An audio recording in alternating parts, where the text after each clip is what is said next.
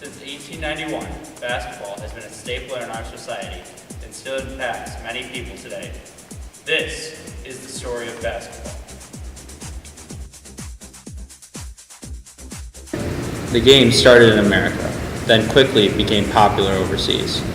Today, millions watch, and it plays an important role in bringing people together. The brightest stars in today's game are from overseas. From Germany to Brazil to China, millions grow up with the hopes of reaching the NBA. Basketball, when I first started enjoying basketball and watching it with my father, basketball was pretty much just something that you watched on Sunday afternoon on regular TV, and basketball was on a tape delay during the playoffs. It was not something that was as big a deal as it is today. The dollars that were involved were rather modest, and for the most part basketball was pretty much centralized to the United States itself. And so at this point in time, the game has moved globally, and as a basketball opportunity today, you're talking about major big business, as we're talking about millions and even billions of dollars, and you're talking about it being globalized to the point where television is now live, and it's going around the world as far as playoffs and all the things that are happening right now. And so it's gone from a very small, interested, unique opportunity to watch a game to a global market and a business that involves millions and billions of people and millions and billions of dollars that go with that. So the impact and the identity that goes with the game has changed drastically in my lifetime, and it's a game that I've thoroughly enjoyed for all the years that I've been alive. Teams shoot the ball through a hoop elevated 10 feet above the ground. The game is played on a court with a hoop on each end. In 1939, the first NCAA tournament was held. It featured just over 8 teams and lasted a little more than a week. Now, the same NCAA tournament features 68 teams and lasts just under a month. The NBA has 30 teams, and college basketball holds over 1,000 teams across multiple divisions.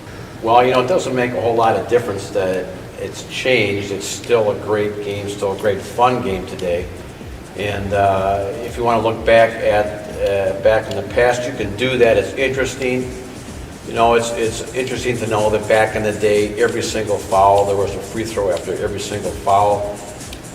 Today, you'd think the game might be 4 hours long if that happened, but it wasn't all that long. And it wasn't that long ago when every single held ball was a jump ball. And we could talk about back in the day how Wilt Still scored 100 points in a game, and it's still never been eclipsed. But I think the game is still, basketball is still about the same. Rules come and go. What's happened today is the game has gotten a whole lot more physical, and there are a whole lot less fouls called today. It seems like there are a lot, but there aren't. Back in the day, experienced officials would tell me, well, if you reach for the ball, I don't care if you touch anybody, but if you reach for the ball, that's a foul. And so you can see how things have gotten a whole lot more physical. Along with that, fundamentals have changed a lot. In the past, you could count on always good passing and good free throws, and today, that's kind of went by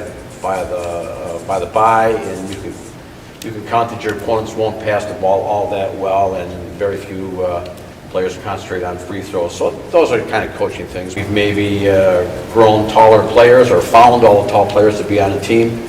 But it's still a great game of basketball, and nothing better than high school basketball, always changing, but change is good. Basketball has gone through many different changes over the years, but at its core, it's still the same. A group of people competing together for a common goal. For some, it's a stress reliever. For others, it's a way of life. But it has still had one of the biggest impacts on society today, and has changed the world for the better.